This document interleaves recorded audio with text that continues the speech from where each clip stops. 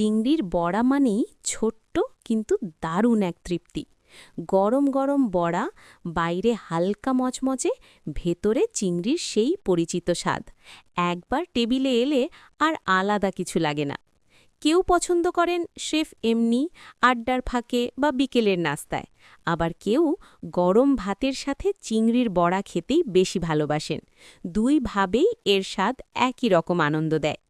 Heritage বিডিতে আমরা চিংড়ির বড়া প্রস্তুত করি ঠিক সেই ঘরোয়া স্বাদ মাথায় রেখেই, যেন রান্না শেষে টেবিলে আসে সহজ কিন্তু পরিপূর্ণ এক তৃপ্তি।